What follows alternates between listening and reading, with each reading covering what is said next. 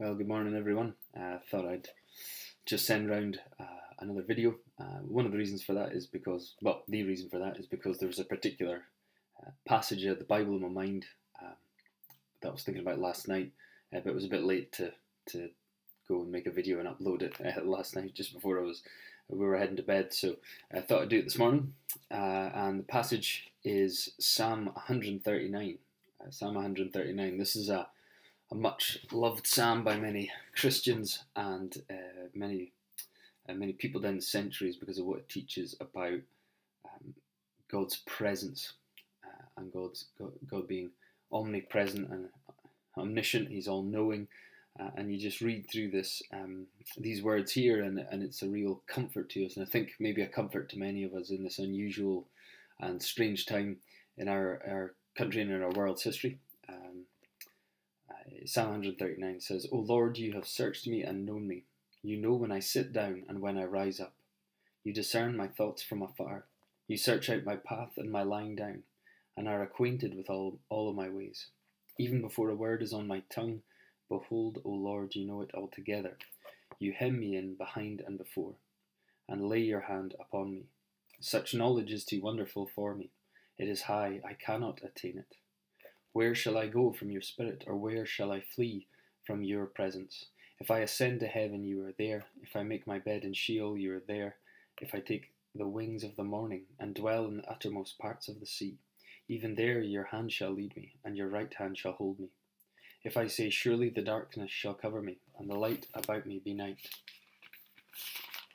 Even the darkness is not dark to you. The night is bright as the day, for darkness is as light with you. For you formed my inward parts, you knitted me together in my mother's womb. I praise you, for I am fearfully and wonderfully made. Wonderful are your works, my soul knows it very well. My frame was not hidden from you when I was being made in secret, intricately woven in the depths of the earth. Your eyes saw my unformed substance. In your book were written, every one of them, the days that were formed for me, when as yet there was none of them.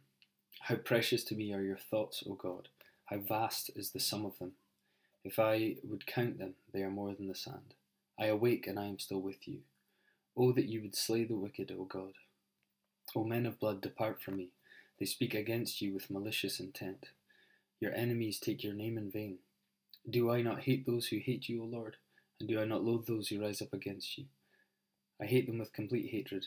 I count them my enemies. Search me, O God, and know my heart. Try me and know my thoughts, and see if there be any grievous way in me, and lead me in the way everlasting." So there's a lot of verses in there, there's a lot of things that are said, and a lot of things that would, I think, require a bit more discussion and questioning, and a lot to talk about there. But the thing that was really on my mind today and last night was from this psalm was really the presence of God in our lives. And one of the things we know as a Christian is that if we're a Christian, we have God living within us. He dwells within us. His Holy Spirit lives within us. And we know that wherever we go, His Spirit is within us. And so it's which is of great encouragement. It empowers us for witnessing and doing the work that God has given us to do. It fills us. The Holy Spirit fills us and empowers us and transforms us, but one of the great comforts from the psalm is that wherever the psalmist goes, wherever David goes, he knows that God is there and God is with him. Even perhaps if you almost get the impression he's almost trying to run away sometimes, or if he wanted to run away, if that were the case, he knows that he couldn't, because wherever he goes, God is there.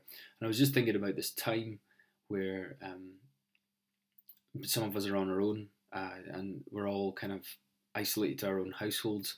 That might be with some people, that might be with just yourself. You may just be on your own, and communication with other people's pretty limited to phone and technology, and maybe the occasional few meters apart outside or something. But what this psalm teaches us is that God is present everywhere, and He's particularly present with His people, that we know from all of the Bible. And that as a Christian, He cares for you, He loves you, He's present with you. And in this time when people might be experiencing more loneliness than usual, we shouldn't forget that a lot of people were experiencing this already. this sense of loneliness, sense of isolation. For many people, actually, this hasn't changed all that much, and we should really be conscious of that and conscious of other people in our church or other people in our neighbours and in our communities. But what an encouragement to know that wherever we go, we're not truly alone, and that's not just a cliche kind of phrase, because we have that promise from God that He's with us wherever we are. He's present with us. He cares for us, and He loves us. And He's, as Christians, He's watching over us, and we know that ultimately we'll get to experience Him in all His fullness when we go to be with Him, but not yet. But even in the midst of life here, and in the midst of everything, He is with us. And sometimes we fail to acknowledge that. Sometimes we feel we are not aware of that as we should be or could be. It's a wonderful thing to know that as Christians today, God is present with you. He cares for you. He sees what's going on in your life. He sees your heart. He knows everything that's going on inside you. He says even before a word is on your tongue, He knows what you're going to say. And although we can't physically see Him right now, He is present with us, and He loves us, and He cares for us. And there's also this challenge for Him to explore us more, almost, isn't there, at the end, where He says, Psalm 139, 23-24, "Search me, O God, and know my heart. Try me and know my thoughts, and see if there be any grievous way in me, and lead me in the way everlasting."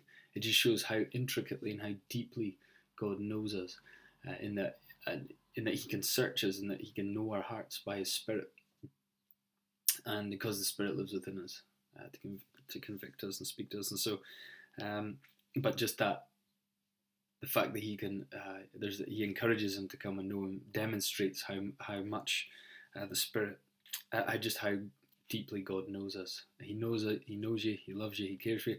He loves you despite how much He knows you. I think that's always the amazing thing to me, is that God sees my heart. He sees all my thoughts. He sees all my intentions. He sees my emotions. He sees all the ugly stuff as well.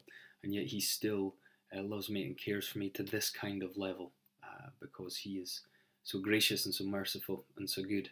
And so just know today that if you're feeling that way, you're just feeling isolated or anxious or uncertain or confused or lonely, this God, the God who, as we speak, He upholds and sustains the universe, He is present with you today, and He knows you intimately and cares for you deeply, and loves you, and you can turn to Him at any time. So I just hope that's encouragement today, that despite our unusual circumstances, God is with us.